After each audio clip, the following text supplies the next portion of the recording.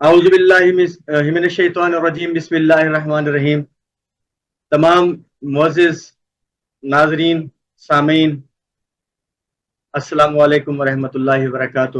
آج کی یہ خوبصورت محفل گلوبل رائٹرز ایسوسی ایشن اٹلی کی جانب سے پیش کی جا رہی ہے، اور آج گلوبل ٹی وی کی جانب سے ایک خصوصی سلسلہ شائع کیا گیا ہے، جاری کیا گیا ہے، جو کہ ادب کی احساس شخصیت سے ملاقات کے حوالے سے ہے۔ تو آج ہمارے ساتھ ایک عظیم شخصیت موجود ہے جو اردو ادب کے حوالے سے اپنا ایک نام رکھتی ہے، اپنا ایک مقام رکھتی ہے۔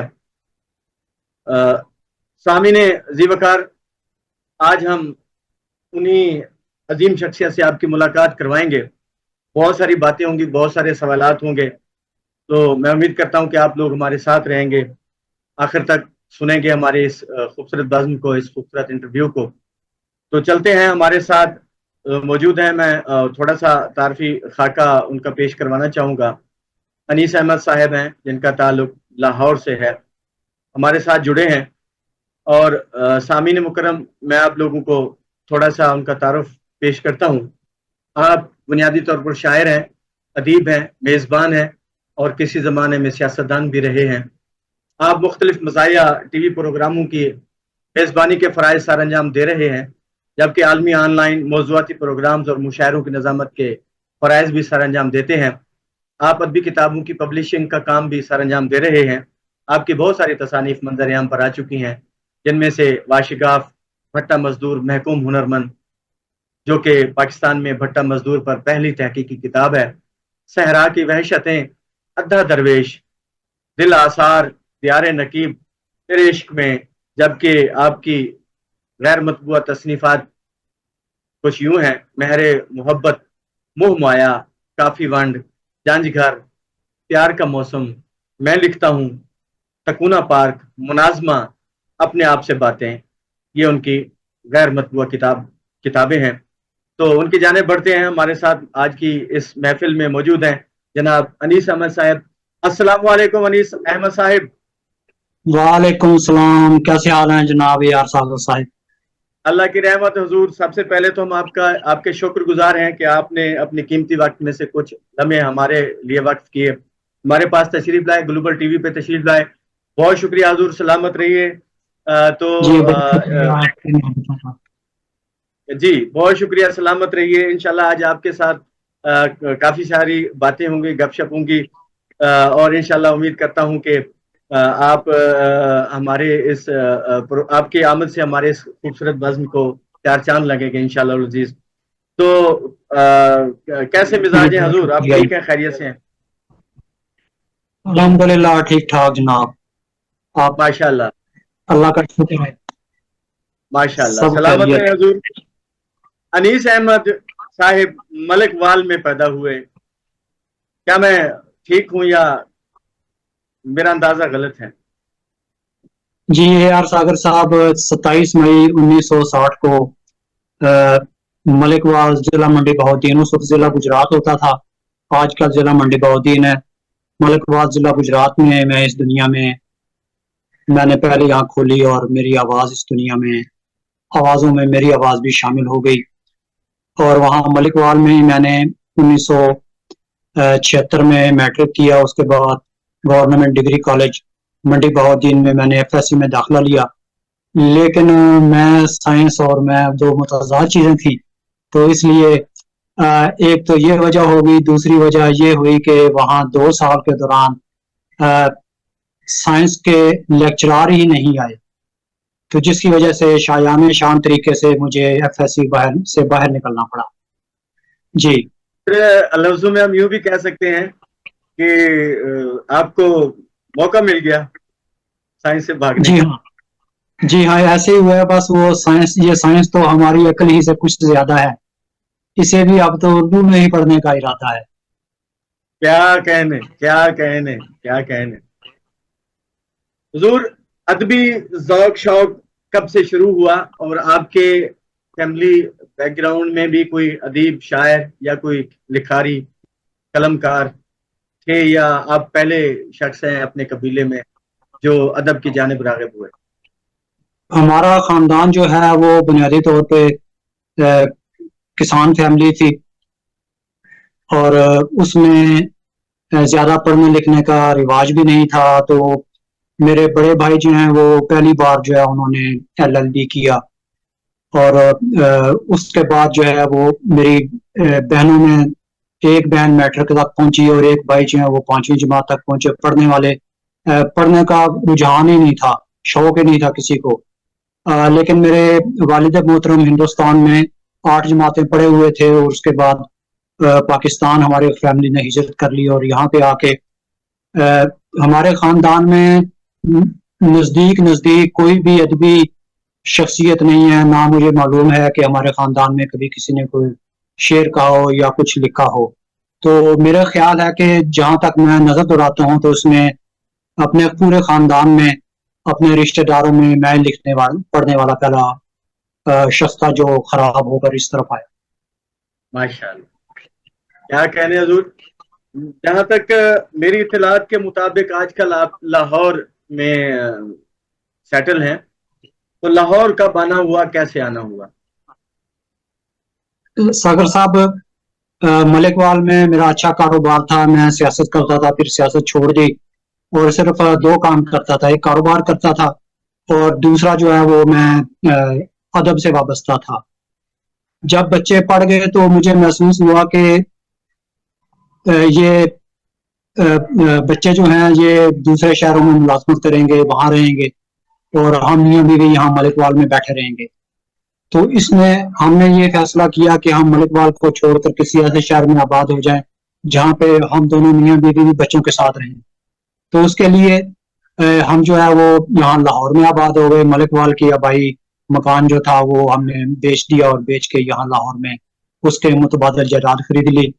تو اس میں لاہور میں مجھے یہ فائدہ ہوا کہ بچے تو اپنی جگہ پہ سیٹل ہو گئے، لیکن سب سے زیادہ فائدہ، بچوں سے زیادہ فائدہ مجھے یہ ہوا کہ میں ادبی دنیا میں ہمہ وقت مصروف ہو گیا. اور آپ کو یہ معلوم ہے کہ جب بھی کوئی پروگرام ہوتا ہے تو آئس کریم والا ضرور آتا ہے. تو باہر جو ہے ایسی ہے. کیونکہ یہ ہمارا پروگرام آن لائن انٹرویو ہو رہا ہے تو باہر آئس کریم والا آگے آ رہا ہے جس کے میوزک کی آواز آپ بھی سن رہے ہوں گے. تو میں آپ تمام احباب کو آئس کریم کی دعوت دیتا ہوں، تو آپ میری دعوت قبول کیجیے. جی ضرور، انشاءاللہ جب موقع ملا تو آپ سے صرف آئس کریم پہ نہیں آپ کو سے ترخیں گے ہم، بلکہ کچھ اور چیزیں بھی لیں گے انشاءاللہ عزیز. تو انیس بھائی، آپ نے لاہور سفر کیا اور یہاں آ کر سیٹل ہو گئے، بچے بھی آپ کے ماشاءاللہ سیٹل ہو گئے. تو ادب کے حوالے سے کب شوق شروع ہوا آپ کو اور کیسے ہوا؟ کن کن مشہور ادباء اور مصنفین سے آپ کو شرف ملاقات ہوا، اور کن عظیم شخصیات کے ساتھ آپ کا جو ہے وہ تعلق رہا یا ہے؟ یہ تھوڑا سا بیک گراؤنڈ بتائیے گا. ساگر صاحب، 77 میں نے فرسٹ ایئر میں داخلہ لیا، تو 77 میں الیکشن ہو گئے. الیکشن میں 2 جماعتیں، بڑی جماعتیں تھیں، ایک پیپلز پارٹی اور ایک پاکستان قومی اتحاد. میں حادثاتی طور پہ پاکستان قومی اتحاد میں بطور طالب علم شامل ہو گیا.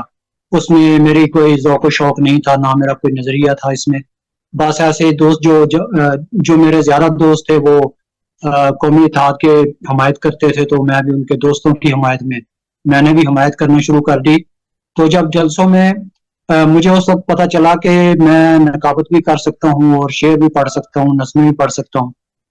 جلسوں میں دوسرے انقلابی شعر پڑھتا تھا، فیض احمد فیض، حبیب جالب، ساغر صدیقی اور مختلف لوگوں کو. اچانک مجھے خیال آیا کہ میں خود لکھنے کی کوشش کیوں نہ کروں. میں نے لکھنے کی کوشش کی تو اس زمانے میں نے پھر انقلابی نظمیں لکھی. لیکن الیکشن کے بعد یہ سلسلہ منقطع ہو گیا. پھر اس کے بعد ایسے حالات بنے کہ میں نے بیرون ملک سفر کیا، ایران میں گئے، یورپ جانے کے لیے ایران میں کچھ عرصہ قیام کیا. اس قیام کے دوران ہمارے ایک دوست تھے راجہ محبوب قمر، وہ شاعری کرتے تھے. تو جب وہ شعر سناتے تھے تو مجھے محسوس ہوتا تھا کہ اس میں کچھ کمی ہے. تو میں نے ایک دن ان کو کہہ دیا، میں نے کہا قمر یار، یہ جو تم اشعار سناتے ہو اس میں مجھے کچھ کمی محسوس ہوتی ہے کہ ایک مصرع دوسرے کے ساتھ مجھے ملتا ہوا نظر نہیں آتا. تو اس وقت مجھے علم عروض کا، بحور کا، کسی چیز کا کچھ پتہ نہیں تھا. تو وہ جو ہے نا اس پہ جو ہے نا تھوڑا سا وہ محسوس کر گیا. تو اس نے مجھے کہا کہ انیس، اگر جو کمی ہے تم دور کرو، تم شاعری کر کے دکھاؤ، تم ایسے مجھ پہ جو ہے صحیح اعتراضات کر رہے. میں نے صحیح. 2-4 بار اسے کہا تو اسے اور زیادہ غصہ آ گیا. تو ایک دن پھر اس کے غصے کے جواب میں مجھے غصہ آ گیا. میں نے کہا اچھا میں تمہیں لکھ کے دکھاتا ہوں. میں بیٹھ گیا لکھنے کے لیے. تو میں نے 2-3 دن میں ایک غزل کہہ دی. جب غزل واہ. کہہ کے میں نے اس کو سنائی تو اس نے کہا کہ یہ جو ہے تم نے جناب ارض میں سے اور آداب ارض میں سے لکھی ہے. اس زمانے میں آداب ارض بہت چلتا تھا، اور آپ کے نزدیکی شہر رحیم یار خان سے ریاض احمد صاحب جو ہے نا ایک رسالہ نکالتے تھے جناب ارض صحیح 1980 کے بعد. تو میں اس میں چھپتا بھی، بعد میں اس میں چھپا بھی ہوں. تو وہ میگزین صحیح. میرے پاس ایران میں موجود تھے. تو اس نے کہا کہ آپ اس میں سے دیکھ کے آپ نے جو ہے نا غزلیں مجھے سنائی ہیں. میں قسمیں اٹھاؤں وہ یقین نہ کرے، مجھے غصہ آ گیا. میں شاعری کرنے لگا اور میں حادثاتی طور پہ پکا شاعر ہو گیا. ایسے میں نے کیا شاعری کی کہ ابتدا. یعنی آپ کے ساتھ حادثے دلچسپ حادثے ہوئے ہیں، اور بڑے میں حیران ہو رہا ہوں کہ آپ سیاست میں بھی حادثاتی طور پر چلے گئے، اور وہ سیاسی جماعت جو آپ نے جوائن کی وہ بھی اچانک حادثاتی طور پر جوائن کی، اور ادب میں بھی حادثاتی طور پر آئے. اس طرح کے میں حسن اتفاق یا حسن حادثہ ہی کہوں، اس طرح کا زندگی میں کوئی اور حادثہ جو اس طرح کا دلکش حادثہ ہو جو آپ کے ساتھ ہوا ہو؟ جی، ملک وال میں جب میں واپس آیا تو دوستوں میں بیٹھنے لگ گیا جو شورائے کرام تھے. تو میں کوئی کاروبار کرتا تھا اس زمانے میں. تو ایک تنظیم بنائی انجمن فروغ فن و ادب. اس واہ. تنظیم میں جب عہدیداروں کا انتخاب ہونے لگا تو دوستوں نے کہا کہ یہ صدر کس کو بنایا جائے. میں سب سے جونیئر تھا، لیکن تمام دوستوں نے متفقہ طور پہ کہا کہ انیس کو جو ہے نا ہم صدر بنا دیتے ہیں. واہ. یہ بھی میرے لیے حادثہ تھا کہ میں سب سے جونیئر ہوں اور مجھے صدر بنایا جا رہا ہے. پر مشاعرے کا پروگرام بنا. مشاعرے کے پروگرام میں اس میں انہوں نے کہا کہ اس کے کھانے پینے کا انتظام کون کرے گا. ایک دوست بولا کہ انیس صاحب کر لیں گے. ایک کہنے لگا واہ. کہ اس زمانے میں لاؤڈ سپیکر ہوتے تھے، آج کل تو ساؤنڈ سسٹم آ گیا ہے. لاؤڈ سپیکر ہوتے تھے وہ بڑے بڑے، کہ لاؤڈ ہاں جی. سپیکر کا انتظام کرے گا. ایک بولا جی انیس صاحب کریں گے. ایک کہنے گڈ. لگا جی کہ کرسیوں وغیرہ کا انتظام کرے گا کون کرے گا. تو ایک نے کہا کہ جی انیس صاحب کریں گے. تو مجھے گڈ. تشویش ہوئی کہ اچھا مجھے اس لیے صدر بنایا گیا کہ سارے انتظامات میں کروں. وہ پھر کیا میں نے بات ہے. سارے انتظامات کیے. اور اس زمانے میں 50 روپے پر ہیڈ کے حساب سے ہم نے ہوٹل والے کو پیسے دیے کھانے کے. اور واہ. اس میں آپ کے شوق کے لیے میں یہ بات بتاتا ہوں کہ اس 50 روپے پر ہیڈ میں مٹن کڑاہی شامل تھی، کیا بات ہے. اور اپنے ساتھ میں پیپسی تھی، چائے تھی، کھیر تھی. اس کا 4,000 روپیہ خرچ آیا تو وہ سارا مجھے ہی ادا کرنا پڑا. واہ. اور لیکن اس سے یہ ہوا کہ جتنے بھی مشاعرے میں لوگ تشریف لائے، بڑے بڑے شاعر تھے اس میں. آپ کے اس زمانے میں جوگی جیلمی صاحب جیلم سے بہت عوامی شاعر تھے. نہ مال نال زندگی، نہ زال نال زندگی، خیال نال موت، خیال نال زندگی. بہت واہ. ہی خوبصورت شاعری کرتے تھے. شاکر نظامی سرگودا سے آئے، ملتان سے بھی ایک دو دوست آئے، لاہور سے جناب گلزار بخاری گئے. اور پھر بعد میں مختلف پروگرامز میں مجھے یہ اعزاز حاصل ہوا کہ میں عبیر ابو ذری فیصل آباد، ان سے میری صحیح. ملاقات ہوئی. سید ضمیر جعفری جو مزاحیہ شاعری کرتے تھے اور آج بھی ایک توانا نام ہے شاعری میں، ان سے ملاقات ہوئی. اور پھر خوشی کے انتہا نہ رہی جب احمد فراز صاحب کے ساتھ میں نے 4-5 مشاعرے پڑھے. تو اس واہ. زمانے میں سیاست کی وجہ سے میں نے زیادہ تر انقلابی شاعری کی. انقلابی شاعری کی وجہ سے لوگ جو ہیں وہ غزلیہ شاعری سے اتنی داد نہیں لیتے تھے جتنی میں انقلابی شاعری سے لیتا تھا. اور مجھے صحیح. یہ اعزاز حاصل ہے کہ مجھے احمد فراز صاحب نے بھی جو ہے وہ داد دی. اس کے بعد واہ. پھر مختلف حالات ایسے رہے کہ مشاعرے تو ہوتے ہی تھے. بہت سی نابغہ روزگار شخصیات سے ملاقات ہوئی جن میں امجد اسلام، امجد عطا اللہ قاسمی، احمد فراز اور افتخار عارف. اپنے زمانے کے عہد ساز لوگ جو تھے سب سے تقریباً ملاقاتیں رہی ہیں. میں جونیئر شاعر ہوتا تھا لیکن ان کے ساتھ میں نے مشاعرے پڑھے ہیں، مجھے یہ فخر حاصل.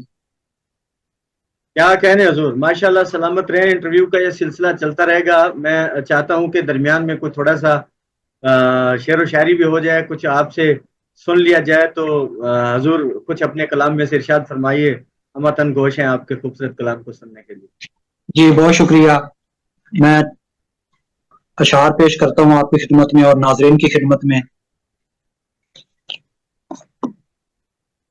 ایک لمحہ میسر نہیں خاموشی، ارے واہ، مستقل شور ہے.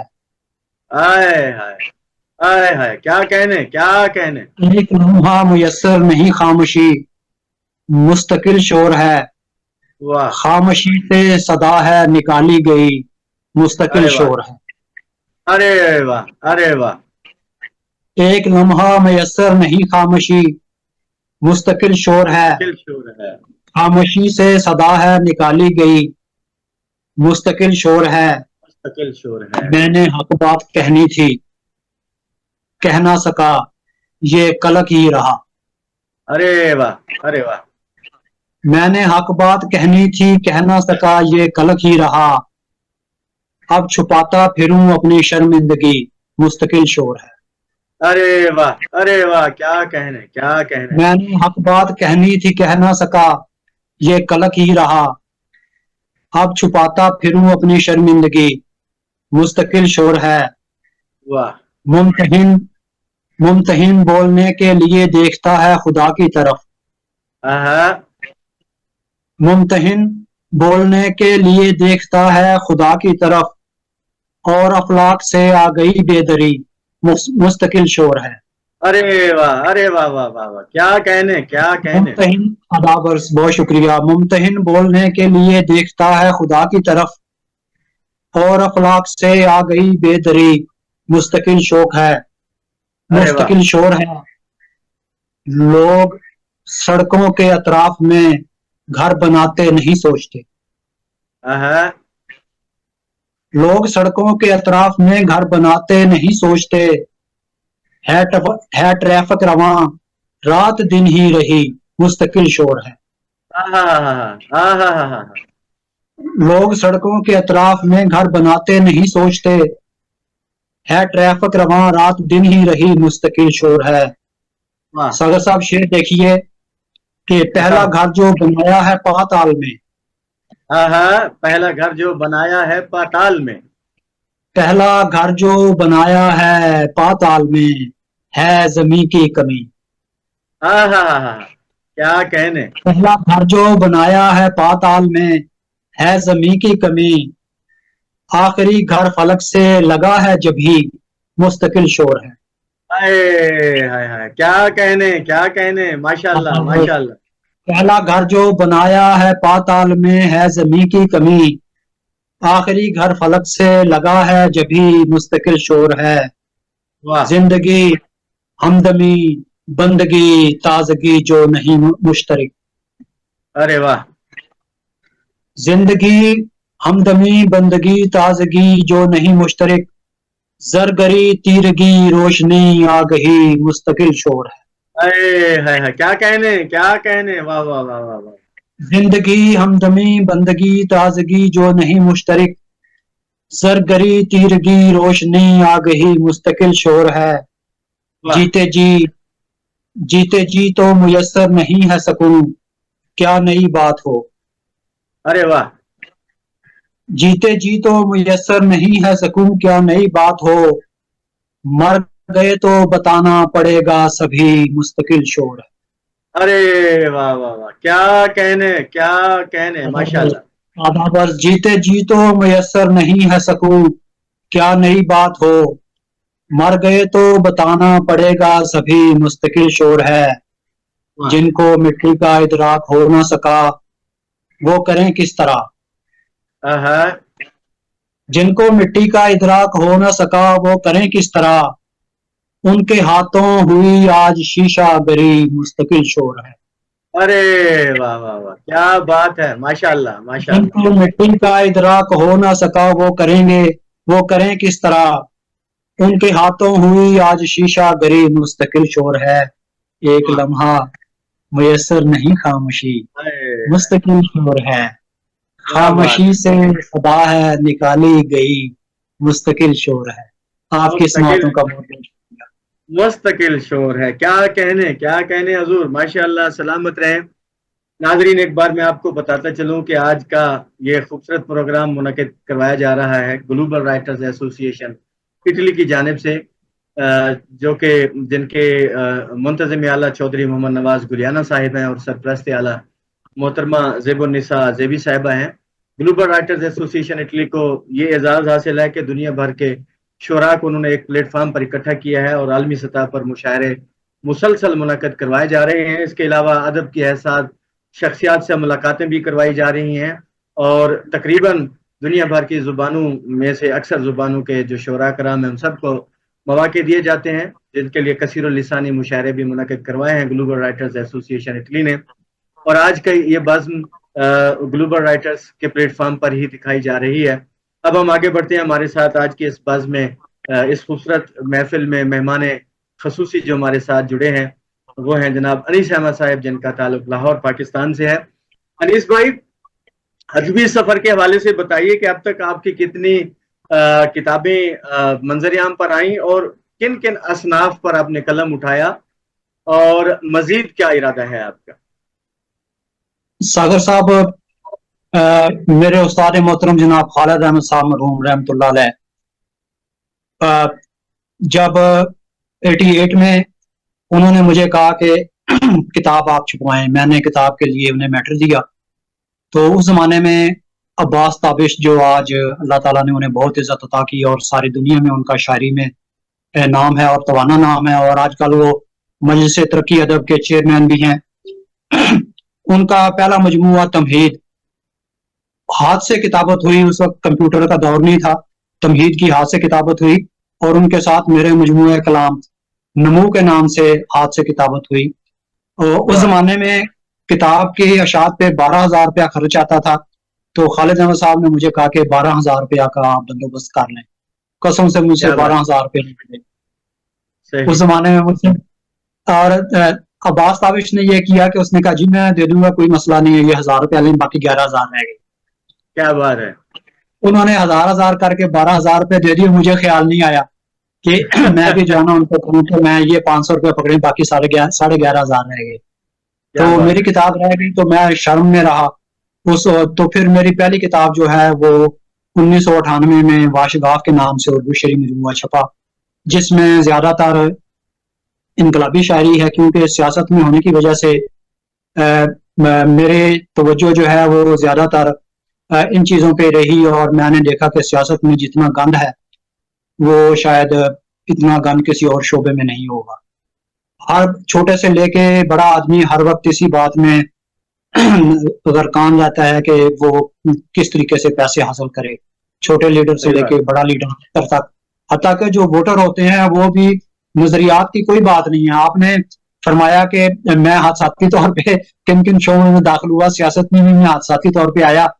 تو میرے لیے کوئی بھی پارٹی جو ہے میں سمجھتا ہوں کہ نظریاتی پارٹی نہیں ہے. تاکہ جو دینی جماعتیں بھی ہیں میں انہیں بھی یہ سمجھتا ہوں کہ وہ دینی جماعتیں نہیں ہیں، وہ بھی سیاسی جماعتیں ہی ہیں، لیکن ان کا بھی اپنا کوئی نظریہ نہیں ہے.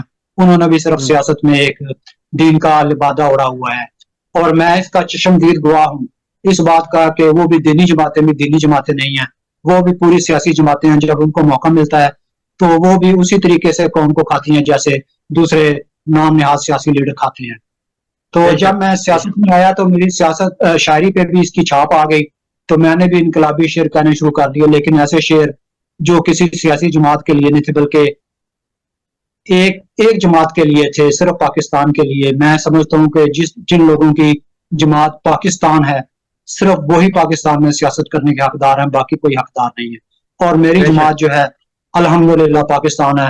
اللہ پاک کی قسم میں آپ پاکستان کا ذکر کر رہا ہوں تو اس وقت جو ہے نا میرے رونگٹے کھڑے ہو گئے ہیں، کیونکہ میں پاکستان سے محبت کرتا ہوں اور پاکستان ہی میرا مرنا جینا ہے، میرا اوڑھنا بچھونا ہے. تو اس میں میری سیاست میں جو ہے وہ ایسی سیاست دارائی، ایسی شاعری دارائی جو صرف پاکستان کے لیے تھی. مثلا میں 2-3 شعر آپ کی خدمت میں پیش کرتا ہوں کہ یہاں پر جو بھی پاکستان کرتا ہے وہی سب سے زیادہ قوم کا نقصان کرتا ہے. ہاں ہاں ہاں ہاں ہاں ہاں، کیا کہنے. یہاں پر جو بھی پاکستان پاکستان کرتا ہے وہی سب سے زیادہ قوم کا زیادہ نقصان نقصان. کرتا ہے. کیا نہیں بات ہے. کرتا کوئی اپنے وطن کو بے سر و سامان، جو کرتا ہے تو یہ خدمت سیاستدان کرتا ہے. ارے واہ کیا بات ہے، بالکل سچ، سچ فرمایا. اور شہر کو مل کر کھاتے ہیں شہر کے چیدہ چیدہ لوگ، ارے واہ. اور ملکی دولت مل کر کھانے کی خاطر عہدوں کی تقسیم ضروری ہوتی ہے. ارے واہ. یہ ساری شاعری جو ہے نا میری اس پہ آ گئی، تو واشگاف میں میری زیادہ شاعری جو ہے وہ انقلابی شاعری پہ مبنی ہے. اس میں نظمیں بھی ایسی ہیں، عالمی امن کے حوالے سے ہے. اور اتفاق کی بات یہ ہے کہ 1998 کے بعد 2018 میں اس دوران میں کوئی کتاب اپنی جو ہے نا وہ شاعری کی جو ہے وہ نہیں لا سکا، لیکن اس کے دوران صحرا کی وحشتیں علاقے میں جو ہمارے شاعر تھے ان کی میں نے شاعری کا انتخاب چھاپا صحرا کی وحشتوں کے نام سے. اور پھر میری ایک بھٹا مزدور سے ملاقات ہوئی، اس سے مجھے مزدوروں سے محبت ہو گئی، اس کی گفتگو سن کے، اس کی باتیں سن کے، اس کے حالات دیکھ کے. تو میں نے پاکستان کی پہلی کتاب بھٹا مزدور محکوم ہنرمند، یہ میں نے پاکستان میں بھٹا مزدور کے اوپر پہلی کتاب لکھی، جو 2005 میں ایک میگزین میں قسط وار شائع ہوتی رہی. میری قسطیں شائع ہوتی رہی، پھر میں نے ان کو اکٹھا کر کے بعد میں ایک کتاب کی صورت میں شائع کیا. بھٹا ارے واہ. مزدور کے بعد بھٹا مزدور کے بعد دل آثار کے نام سے مجموعہ کلام 2022 میں چھپا. لیکن اس سے پہلے ادا درویش کے نام سے پنجابی شاعری میری جو ہے وہ چھپی، ادا درویش. اور اس میں زیادہ تر صوفیانہ شاعری ہے میری اس میں، اور واہ. سماج بھی ہے اس میں، سیاست بھی ہے، لیکن زیادہ تر جو ہے نا اس میں صوفیانہ چیزیں ہیں.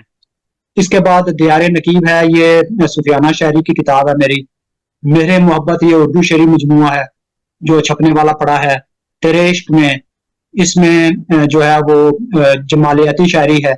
اور مو مایا یہ گرمکھی کا ناول ہے. پروفیسر ڈاکٹر دلیپ کوٹیوانا جو پٹیالہ یونیورسٹی میں پڑھاتی رہی ہیں، ان کا یہ ناول ہے، جس کو میں انڈیا گیا تو وہاں سے میں نے یہ جلندھر میں سے ایک دکان سے خریدا، اور پاکستان واپس آ کے میں نے اس کا گرمکھی سے اردو میں ترجمہ کیا. مو ارے واہ. مایا یہ جو ہے یہ سماجی ناول ہے. اس میں پنجاب کی رہتل، پنجابی کا رہن سہن، اور پنجاب اور کینیڈا ان دونوں ملکوں کو، سماج کو جو ہے انہوں نے ایک ناول کی صورت میں، کہانی کی صورت میں جو ہے انہوں نے سامنے لے کے آئے ہیں. اس کے بعد میرا جنگ دھار ناول ہے پنجابی کا، یہ چھپنے کے لیے تیار پڑا ہے. یہ جو ہے یہ طبقاتی تفریق پہ ہے. اس پہ میں نے پاکستان میں جتنے بھی کردار تھے ان کو سمونے کی کوشش کی ہے، اور وہ سارے کردار جو ہیں وہ طبقاتی تفریق کے زمرے میں آتے ہیں، اور میں نے اپنے معاشرے کی عکاسی کیا اس میں. اس کے کیا بعد بات. کہانی بانڈ ہے، یہ کہانیاں تیار پڑی ہیں. روزنامہ اجیت جلندر جو گرمکھی کا اخبار ہے، جس میں جو سنڈے میگزین ہے وہ جب اپلوڈ ہوتا ہے اتوار والے دن معذرت، تو میں اس میں سے کہانیوں کا انتخاب کرتا ہوں اور ان کا ترجمہ کر کے رکھ لیتا ہوں. یہ بھی کتاب صحیح. تیار پڑی ہے. اور دید کا موسم میں نے پاکستانی ماحول پہ جو ہے یہ افسانے لکھے ہیں، اور میں لکھتا ہوں. یہ روزنامہ دن میں میرے کالم چھپتے رہے ہیں، اس میں یہ میں نے اکٹھے کیے ہیں، یہ بھی چھپنے کے لیے تیار پڑے ہیں. اور میرے گھر کے سامنے ایک تکونہ پارک ہے. اس تکونے پارک میں جو میں نے سماجی واقعات دیکھے ہیں ان کو میں نے نثری نظموں میں لکھا ہے. کیا بات ہے. لوگوں کے رویے جو ہیں وہ میں نے نثروں لکھے ہیں. مناظمہ جو ہے یہ میری نثری نظمیں ہیں، سوری یہ آزاد نظمیں ہیں، جو جس میں کافی ردیف تو نہیں ہے لیکن اس میں ایک وزن اور عروض موجود ہے. تو یہ میری تخلیقات ہیں، اور ممکن ہے کہ یہ میرا سفر جاری رہے، اور جب تک میں زندہ ہوں میں ہم وقت شاعر اور ادیب ہوں. جب تک میں زندہ ہوں میرا انشاءاللہ تعالی آخری سانس تک میرا یہ ادبی سفر جاری رہے گا. انشاءاللہ انشاءاللہ ہم دعا گو ہیں الہی باری تعالیٰ آپ کو عمر خضری سے نوازیں. تو اب میرا خیال ہے کہ کافی وقت ہو چکا، کچھ ہو جائے کلام آپ سے سنا جائے تو حضور شفقت ہوگی اگر کچھ اپنے کلام میں سے عطا فرمائیں گے. جی بہت شکریہ. تو اتفاق یہ آپ کو پتہ ہی ہے کہ میرے زندگی میں حادثات بہت ہیں. ایک حادثہ کیا یہ بات. ہوا کہ ایک लाहौर प्रेस क्लब में एक नातिया प्रोग्राम था, ईद के दिन थे, जुमे वाह। का दिन था, नातिया प्रोग्राम था। तो वहां पे सलमान गिलानी साहब तशरीफ लाए, वो मेरे पुराने दोस्त हैं। तो सही। उनसे गपशप हो रही थी, तो उन्होंने कहा यार कुछ मजाहिया भी कभी लिखा है? मैंने कहा लिखा तो नहीं लेकिन लिख सकता हूँ।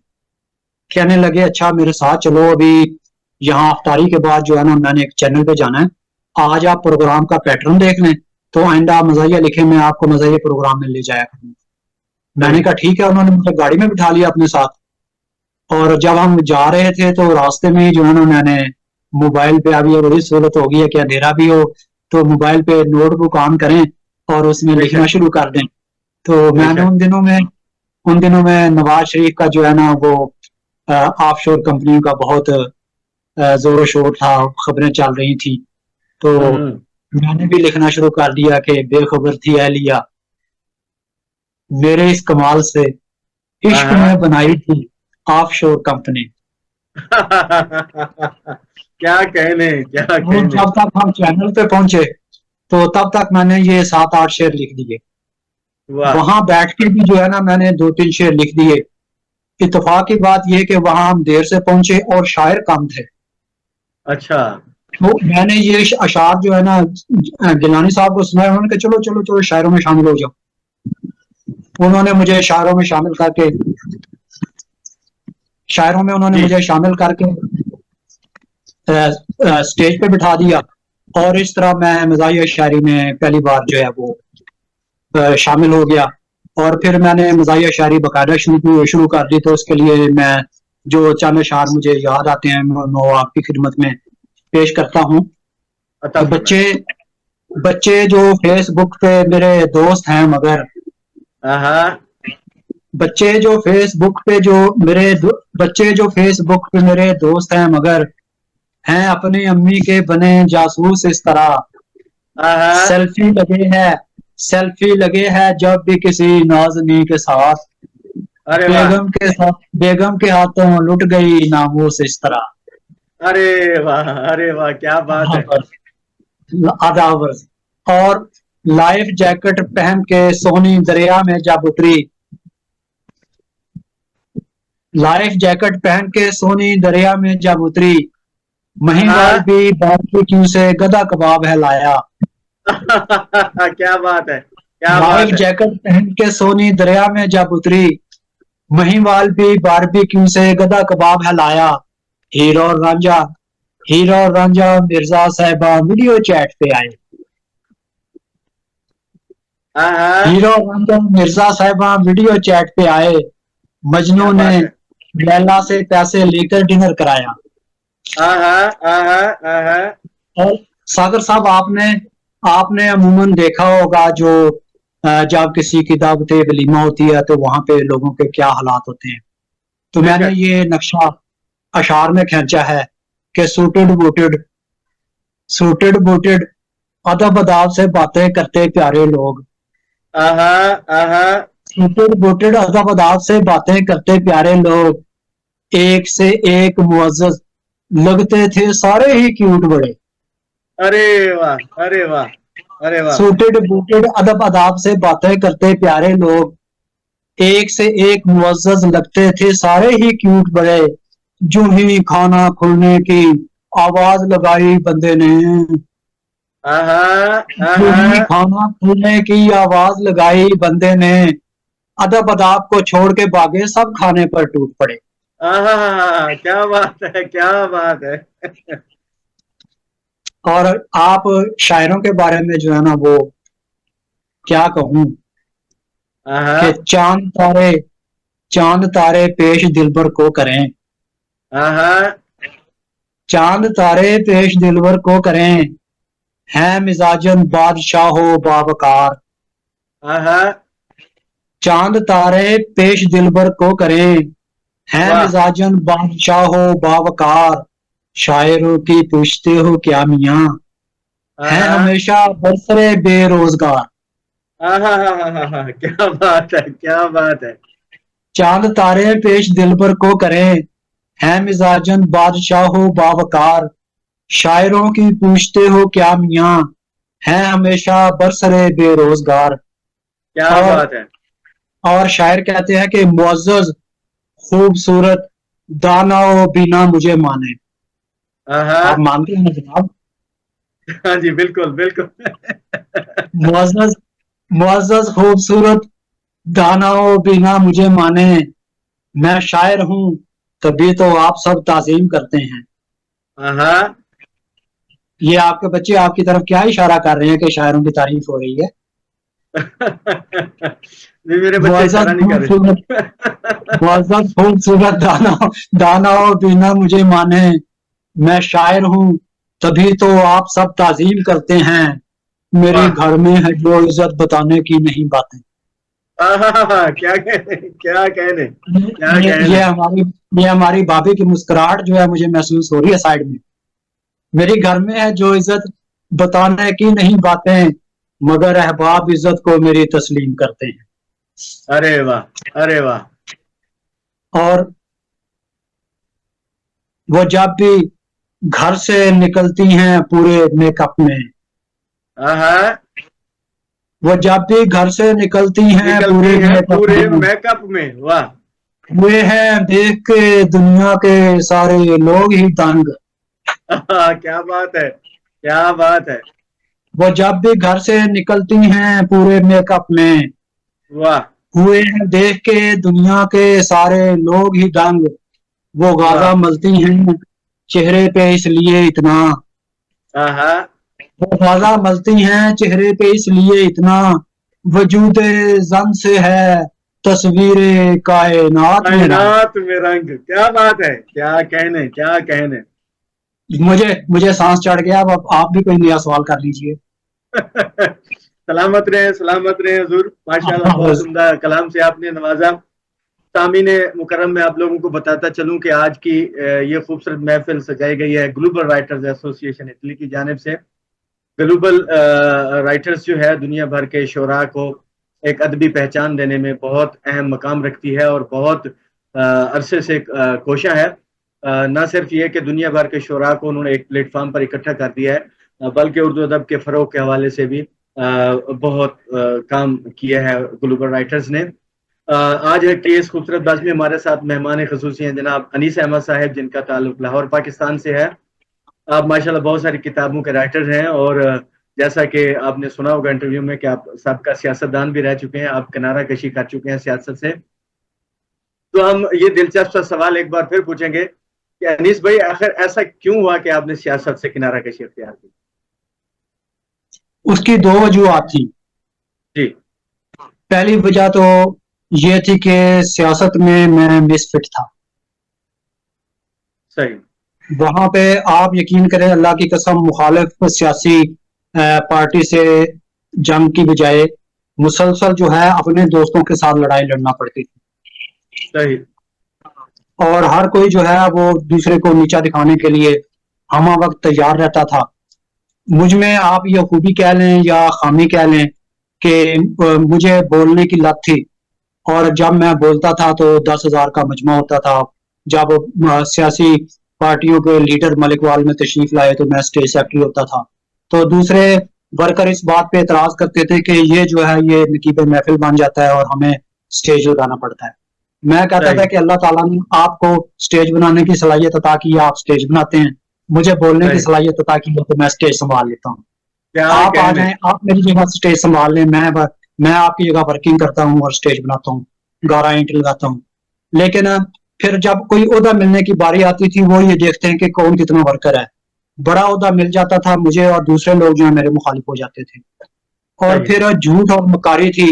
میں نے پارٹی کے سربراہ سے لے کے مقامی صدر تک تمام کو دیکھا کہ ان میں سے اکثر لوگ جو ہیں وہ منافقین تھے اور ہمیشہ دوسروں کو نیچا دکھانے کے لیے اپنا آپ آگے لانے کے لیے وہ کام کرتے رہتے تھے. ادب میں یہی صحیح. چیز درائی ہے. آپ بھی ادب میں شامل ہیں تو آپ بھی دیکھتے ہوں گے کہ آپ نقیب محفل ہیں اور اکثر آپ کو ایسی باتوں کا سامنا کرنا پڑتا ہے کہ لوگ در پردہ آپ کی مخالفت کرتے ہیں لیکن منہ پہ آپ کی حمایت کرتے ہیں، اور بالکل. آپ کو بھی ایسے حالات سے گزرنا پڑتا ہے. میں بھی نقیب محفل ہوں، مجھے بھی ان حالات سے گزرنا پڑتا ہے، میں بھی اس حالات سے گزرتا ہوں. لیکن مجھے کسی بات کی تشویش اس لیے نہیں ہوتی کہ میرا دل اور میرا ضمیر جو ہے وہ بالکل صاف ہے اور میں سچی بات منہ پہ کہنے کا حوصلہ رکھتا ہوں. اور بہت سے لوگوں کے منہ پہ میں نے سچی بات کہی بھی ہے. سیاست میں نے اس لیے چھوڑ دی کہ وہاں پہ جھوٹ کے سوا اور کچھ نہیں. کوئی پاکستان کے ساتھ مخلص نہیں ہے. ہر کوئی جو ہے اقتدار میں آنے کے لیے لابنگ کرتا ہے. تو مجھے وہ چیز پسند نہیں تھی. دوسری وجہ یہ بنی کہ میں رزق حلال کھانے والا تھا اور میرے بچے جو ہیں وہ یونیورسٹی میں پڑھ رہے تھے. میرے پاس اتنے وسائل نہیں تھے کہ میں ان کی یونیورسٹیوں کی فیس ادا کر سکتا. مجھ پہ قرض چڑھنا شروع ہو گیا. میرے گھر میں جو ہے وہ سبزی اور آٹا ختم ہو گیا, اناج ختم ہو گیا اور مجھے ادھار لینا پڑتا تھا. میں نے اللہ پاک کی قسم سیاست کی وجہ سے فاقے کیے ہیں. پھر میں نے یہ سوچا کہ بجائے اس کے کہ میں فاقے کروں, میں کیوں نہ مزدوری کروں. میرا پرنٹنگ پریس ہے, میں اس پہ سیٹ ہو کے بیٹھ جاؤں. وہاں اللہ تعالیٰ برکت ڈالے گا اور میں اپنے بچوں کی فیس آسانی کے ساتھ ادا کر سکوں گا. پھر میرے 5 بچے یونیورسٹی میں تھے اور میں نے دن رات ایک کر کے محنت کی, اور آج اللہ کا شکر ہے کہ میرے سارے بچے مجھ سے بڑھ کر پاکستانی ہیں اور پاکستان کے لیے سوچتے ہیں. اور میں نے اپنے تمام بچوں کو صرف ایک ہی بات بتائی ہے کہ آپ پاکستانی ہیں اور آپ نے ہمیشہ پاکستان کی حمایت کرنی ہے, پاکستان کی حفاظت کرنی ہے, پاکستان کا کام کرنا ہے, پاکستان کے لیے جینا ہے, پاکستان کے لیے مرنا ہے. اور وہ بچے اگر اور کچھ نہیں کرتے تو اس بات کو برا سمجھتے ہیں کہ کوئی پاکستان کے خلاف بولے یا رزق حرام کھائے. انہوں نے اب اللہ کی قسم وہ مجھے جو ہے وہ ہدایات دیتے ہیں کہ ابو آپ ایسا نہ کریں, ایسا کریں. مجھے اس بات پہ غصہ ہونے کی بجائے خوشی ہوتی ہے کہ میرے بچے جو ہیں مجھے سمجھا رہے ہیں کہ ابو یہ بات ٹھیک ہے اور یہ بات غلط ہے. اور میں بھی یہ چاہتا ہوں کہ کسی پاکستانی کو اس بات کی ضرورت نہیں کہ وہ پاکستان کے حالات کو ٹھیک کرے. اللہ کی قسم ہر آدمی اپنے گھر کے حالات کو ٹھیک کر دے, اپنی اولاد کو اچھی تربیت دے دے. میں یہ سمجھتا ہوں کہ اس نے پاکستان ٹھیک کر دیا. میں یہ سمجھتا ہوں کہ میں نے پاکستان ٹھیک کرنے کی بنیاد رکھ دی ہے. آگے اللہ اس میں برکت ڈالے. ماشاء اللہ, تو اس لیے ماشاء اللہ, بہت خوب, ماشاء اللہ, بہت خوب, بہت زبردست بات کی آپ نے. اور اس میں کوئی شک نہیں ہے کہ ہم سب کو اس وطن عزیز کو سنوارنے میں, سجانے میں, یا اس کو اوپر لے جانے میں ہم ہر شخص کو اپنا کردار ادا کرنا ہوگا. انیس بھائی, آج کے نوجوانوں کے نام آپ کیا پیغام دینا چاہیں گے؟ نوجوان جو ہیں وہ قوم کا سرمایہ ہیں. مستقبل میں انہوں نے حکومت کی بات اور سنبھالنی ہے, پاکستان کی خدمت کرنی ہے. انہیں چاہیے کہ کسی بھی پارٹی کی بات سننے کی بجائے, کیونکہ پاکستان میں کوئی نظریاتی سیاسی پارٹی نہیں ہے, سب لوگ جو ہیں سب مفاد پرست ہیں. جو آپ دیکھیں کہ جو جس پارٹی میں جو لوگ شامل ہیں انہوں نے کتنی پارٹیاں تبدیل کی ہیں. تو میں نوجوانوں سے گزارش کروں گا کہ وہ سوچ سمجھ کے پاکستان کے لیے اپنی خدمات سر انجام دیں. ان کا یہ موٹو ہونا چاہیے کہ وہ صرف پاکستان کے لیے کام کریں گے. صرف پاکستان ہی ہماری بقا کا ضامن ہے اور ہم پاکستان کی بقا کے لیے جدوجہد کرنے کے لیے اہل ہیں, آپ اہل ہیں. تو میں آپ سے یہ گزارش کروں گا کہ صرف پاکستان کا سوچیں اور پاکستان کے لیے کام کریں. انشاءاللہ پاکستان مستقبل پاکستان کا ہے, مستقبل آپ کا ہے. آپ صرف پاکستان کا سوچیں. ماشاءاللہ, بہت خوب, زبردست پیغام دیا انیس بھائی. پروگرام کے آخر میں ہم چاہیں گے کہ آپ کی کوئی غزل سن لیں, اس کے بعد پھر پروگرام کا اختتام کرتے ہیں. کوئی اپنے کلام میں سے کوئی غزل سنائیے حضور. جی بہت شکریہ. زمین سے عشق ہے میرا, واہ, فلک پر آتا جاتا ہوں. ارے واہ, زمین سے عشق ہے میرا, فلک پر آتا جاتا ہوں. میں بے راہوں کی خاطر بن کہے رستے بناتا ہوں. ارے واہ, زمین سے عشق ہے میرا, فلک پر آتا جاتا ہوں. میں بے راہوں کی خاطر بن کہے رستے بناتا ہوں. کیا کہنے, ہوا موقوف ہو جائے گی, ہوا موقوف ہو جائے گی, پھر بھی زندہ رہنا ہے. ہوا موقوف ہو جائے گی, پھر بھی زندہ رہنا ہے. میں اپنے آپ میں ایسا نیا خلیہ لگاتا ہوں. ارے واہ, ارے واہ, ہوا موقوف ہو جائے گی, پھر بھی زندہ رہنا ہے. میں واہ, اپنے آپ میں ایسا نیا خلیہ لگاتا ہوں. برائے شوق کرتے ہیں جو اپنوں سے ریاکاری, برائے شوق کرتے ہیں جو اپنوں سے ریاکاری. انہی میں جی رہا ہوں میں, انہی پر مسکراتا ہوں. ارے واہ, کیا بات ہے. برائے شوق کرتے ہیں جو اپنوں سے ریاکاری, انہی میں جی رہا ہوں میں, انہی پر مسکراتا ہوں. عطارد مشتری زہرا پلوٹو میرے ہمسائے. کیا بات ہے. عطارد مشتری زہرا پلوٹو میرے ہمسائے. ताल्लुक बढ़ गया इतना मैं उनके घर भी जाता हूँ। अरे वाह। अतारद मुश्तरी ज़ोहरा पलोटो मेरे हमसाए, ताल्लुक बढ़ गया इतना मैं उनके घर भी जाता हूँ। अरे खुदा वाह। को जो समझते हैं कि वो है आसमानों पर, हाँ। खुदा को जो समझते हैं कि वो है आसमानों पर, मैं उनके वास्ते अखलाक से पर्दे हटाता हूँ। अरे वाह। अरे वाह। खुदा को जो समझते हैं कि वो है आसमानों पर, मैं उनके वास्ते अखलाक से पर्दे हटाता हूँ। मैं वाह। अब बाजार से सौदा सुलफ लाने पे हूँ मामूर। हाँ। मैं अब बाजार से सौदा सुलफ लाने पे हूँ मामूर। अगर कुछ वक्त बच जाए तो फिर बच्चे खिलाता हूँ। अरे, क्या कहने, क्या कहने, क्या कहने। मैं अब बाजार से सौदा सुलफ लाने पे हूँ मामूर। अगर कुछ वक्त बच जाए तो फिर बच्चे खिलाता हूँ। अनीस वाह। अहमद मीजादे समझते हैं मुझे खाकी। हाँ। अनीस अहमद जमीजादे समझते हैं मुझे खाकी। जो मुझ में है उसी के नूर से मैं जगमगाता हूँ। अरे वाह। अरे वाह। अनीस अहमद जमीजादे समझते हैं मुझे खाकी। जो मुझ वाह। में है उसी के नूर से मैं जगमगाता हूँ। क्या जमी से बात है। इश्क है मेरा, फलक वाह। पर आता जाता हूँ। मैं वाह। बेराहों की खातिर बिन कहे रास्ते बनाता हूँ। क्या बहुत कहने, शुक्रिया। क्या कहने, क्या कहने, माशाल्लाह, सलामत रहे। अनीस भाई, आज आपके साथ गुफ्तगू करके बहुत अच्छा लगा, बहुत शुक्रिया। सलामत रहे, आपने शुक्रिया। अपने कीमती वक्त में से कुछ वक्त हमारे लिए निकाला। तो इंशाल्लाह से जिंदगी बाकी रही तो एक बार फिर आपसे मुलाकात होगी इंशाल्लाह से, ग्लोबल इंशाल्लाह। राइटर्स जी एसोसिएशन आपका प्लेटफॉर्म बहुत पर। शुक्रिया, ग्लोबल राइटर्स का बहुत शुक्रिया कि उन्होंने मुझे आज इस बात का मौका दिया कि मैं अपनी शायरी और अपनी बातें सारी दुनिया के लोगों तक पहुंचाऊं। बहुत शुक्रिया। बहुत शुक्रिया, सलामत रहें। तो जी नाजरीन, अब आप देख रहे थे, कैसा लगा आपको ये प्रोग्राम। अपने खूबसूरत कीमती आरा का जो है इजहार कमेंट्स की शक्ल में ज़रूर कीजिएगा हमारे इस चैनल पर, ग्लोबल राइटर्स का जो हमने बनाया हुआ है।